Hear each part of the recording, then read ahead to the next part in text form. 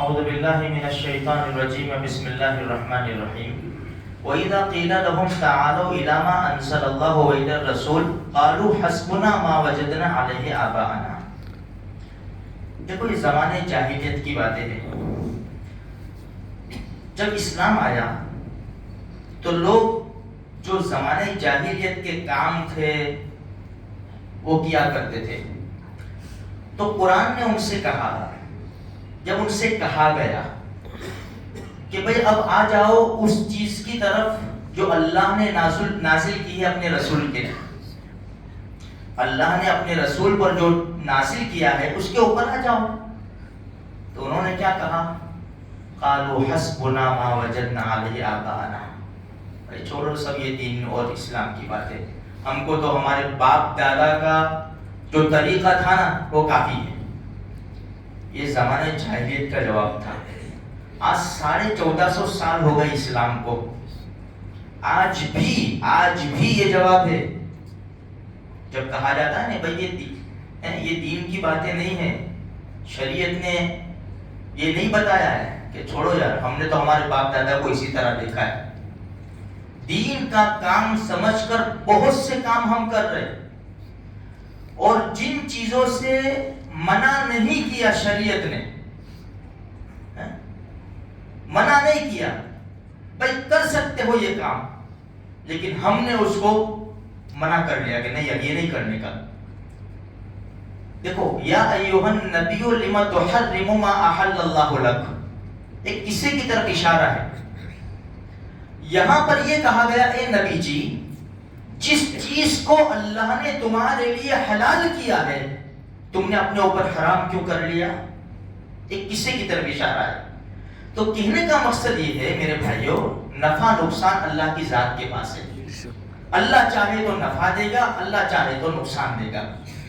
کسی کے اندر طاقت نہیں ہے کہ وہ ہمیں نقصان پہنچائے یا نفع پہنچائے۔ اللہ نفع پہنچانا چاہے کوئی نقصان نہیں پہنچا سکتا، پوری دنیا مل کر، اور اللہ نقصان پہنچانا چاہے تو پوری دنیا مل کر نفع نہیں پہنچا سکتی۔ اس لیے شریعت کا جو قانون ہے اس کے اوپر ہم عمل کریں۔ جیسے ہمارے وہاں عام طور پر بہت سی غیروں کی چیزیں آ گئی ہے کہ بھئی یہ نہیں کرنے کا، یہ اس سے برکت چلی جاوے، رات کو جھاڑو نہیں مارنے کی ہے نا ہمارے گھروں کے اندر، نہیں رات کو جھاڑو نہیں مارنے کی، برکت چلی جاوے۔ ارے یار پاکی تو آدھا ایمان ہے، صفائی تو آدھا ایمان ہے۔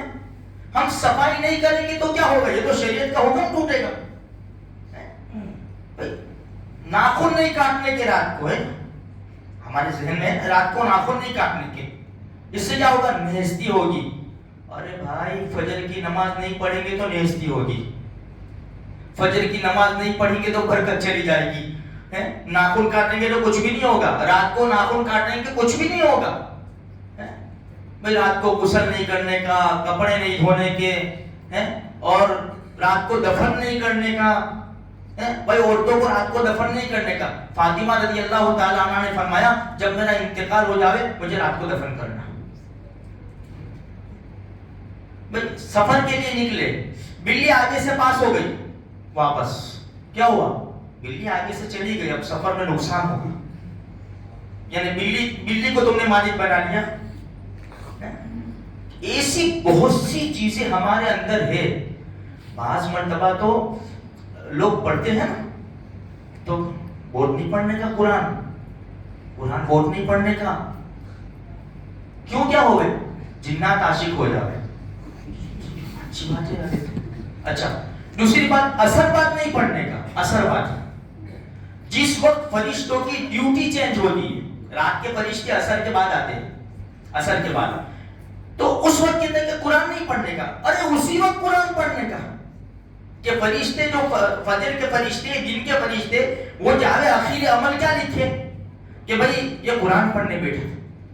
جب رات کے فرشتے آئے تو وہ کیا لکھیں گے؟ آتے ہی پہلا عمل بھئی یہ قرآن پڑھنے بیٹھے۔ میرے بھائیوں یہ سب اغلاط العوام ہیں، یہ غیروں کی بہت سی باتیں ہمارے اندر آ گئی اور ہم نے اس کو نفع نقصان سمجھ لیا۔ ایک واقعہ لکھا ہے کتابوں کے اندر کہ عمرو ابن عاص، علامہ جلال الدین سیوطی رحمۃ اللہ علیہ نے اپنی کتابیں لکھا ہے، جب عمرو ابن عاص رضی اللہ تعالیٰ عنہ نے مصر فتح کیا، مصر ایجپٹ فتح کیا، تو مسلمانوں کی حکومت آئی، تو ایک تاریخ جو مقرر تھی وہ گاؤں کے سارے لوگ مل کر عمرو ابن عاص رضی اللہ تعالیٰ عنہ کے پاس آئے اور کہنے لگے کہ ہماری کھیتی باڑی جو ہے نا اس کا دار و مدار دریائے نیل کے پانی سے ہے، دریائے نیل کے پانی سے، اور کبھی کبھار جب دریائے نیل خشک ہو جاتا ہے، پانی ختم ہو جاتا ہے، تو ہماری کھیتی باڑی کا مسئلہ آ جاتا ہے، تو ہم 11ویں چاند، 11ویں تاریخ اسلام یعنی چاند میں ایک عمل کرتے ہیں ہم لوگ، تو اس سے پانی جاری ہو جاتا ہے۔ تو عمرو ابن عاص رضی اللہ تعالیٰ نے پوچھا کہ کون سا عمل ہے؟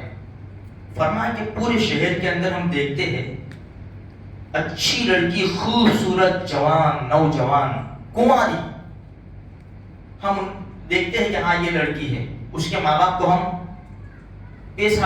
فل پیسہ دے کر راضی کر لیتے ہیں، پھر وہ لڑکی کو بہترین قسم کے کپڑے، زیورات اچھی طرح سجا دجا کر دلہن بنا کر اس کو دریائے نیل کے اندر ڈال دیتے ہیں، پانی جاری ہو جاتا ہے۔ عمرو ابن عاص رضی اللہ فرمایا یہ تو اسلام میں نہیں ہے کسی کی جان دے دینا ہے، یہ اسلام میں ایسی باتیں جائز نہیں ہیں، اسلام اس کو برداشت نہیں کرے گا۔ خیر وہ تو کچھ بولے نہیں، چلے گئے وہ تو واپس۔ ہوا یہ کہ دریائے نیل خشک ہو گیا، اب کچھ وقت نکلا تو جو مصر کے لوگ تھے نا جن کی کھیتی باڑی دریائے نیل کے پانی سے چلتی تھی، اب ان کی کھیتی باڑی کا مسئلہ آیا تو انہوں نے مصر چھوڑنے کا ارادہ کر لیا کہ ہم یہ شہر کو چھوڑ کر دوسری جگہ چلے جاتے ہیں۔ عمرو ابن عاص رضی اللہ تعالیٰ عنہ نے آدمی دوڑایا مدینہ منورہ امیر المومنین عمر ابن خطاب رضی اللہ تعالیٰ عنہ کے پاس کہ یہاں تو یہ پوری حقیقت لکھتی، پوری حقیقت، یہاں تو یہ مسئلہ ہے۔ تو عمر رضی اللہ تعالیٰ عنہ نے اس کا جواب دیا کہ سب سے پہلے تو سلام، اس کے بعد فرمایا آپ نے بہت اچھا کہا کہ اسلام میں یہ جائز نہیں ہے، اسلام ایسی باتوں کو پسند نہیں کرتا، اور دوسرا رکا پہ میں آپ کو بھیجتا ہوں، دوسرا ایک رکا، ایک چٹھی، ایک کاغذ، یہ دریائے نیل میں ڈال دینا۔ عمر بن خطاب رضی اللہ تعالیٰ فرمایا جب یہ قاصد آیا عمرو بن عاص کو خط دیا تو ایک چھوٹا سا پرچہ نکلا کہ یہ دریائے نیل میں ڈال دینا، تو اس کو کھول کر عمرو بن عاص رضی اللہ تعالیٰ نے پڑھا تو عمر بن خطاب رضی اللہ تعالیٰ نے لکھا ہوا تھا کہ یہ خط ہے عمر بن خطاب اللہ کا بندہ، اس کی طرف سے یہ خط ہے دریائے نیل کے نام، دریائے نیل کو خط لکھا، تو اپنی طرف سے کہتا ہے تو ہمیں تیری کوئی ضرورت نہیں ہے، اگر اللہ تجھے بہاتا ہے تو ہم اس رب ذوالجلال سے سوال کرتے ہیں، ہم تیرے محتاج نہیں ہیں۔ یہ رکا عمرو بن عاص رضی اللہ تعالیٰ عنہ نے ڈالا دریائے نیل کے نام۔ میرے بھائیوں، جو پکے سچے مسلمان ہوتے ہیں نا، ہر چیز ان کی تابعداری کرتی ہے۔ جیسے رکا ڈالا، جتنا پانی ہر سال ہوتا تھا نا، اس سے 16 ہاتھ پانی بڑھ گیا، 16 ہاتھ۔ مصر والے جب صبح اٹھے تو دیکھ کر حیران کہ دریائے نیل پانی سے کچا کچ بھرا ہوا۔ اب اندازہ لگاؤ میرے بھائیوں، ہم نے نفع نقصان کس کو سمجھ لیا ہے؟ اصل یہ ہے، دیکھو اللہ کی ذات کے اوپر بھروسہ رکھو، نفع دینے والی ذات بھی اللہ ہی کی ہے، نقصان سے بچانے والی ذات بھی اللہ ہی کی ہے۔ خاموخواہ یہ ٹوٹکوں میں پڑھ کر یہ نہیں کرنے کا، یہ ٹائم پہ یہ نہیں کرنے کا، یہ ٹائم پہ غیر مسلم رات کو پیسے نہیں لیتے، آپ کو پتا ہے، وہ یہ بزنس لوگوں کو پتا ہوگا، تو یہ مسلمانوں کے اندر آ گئے نہیں یار پیسے نہیں۔ ابھی رات کو نہیں، اب فجر میں بازاروں میں رات کی خریدی نہیں ہوتی کیا؟ شام کو 6 بجے بازار بند ہو جاتے ہیں، وہاں لین دین نہیں ہوتا، عجیب قسم کا ماحول ہو چکا ہے میرے بھائیوں. یہ چیزیں مسلمانوں کے اندر آ رہی ہے اور ہم اس کو نفع نقصان سمجھ رہے ہیں. ہمارا ایمان خراب ہو جائے گا. اللہ تبارک و تعالی ہمیں پکا سچا ایماندار بناوے.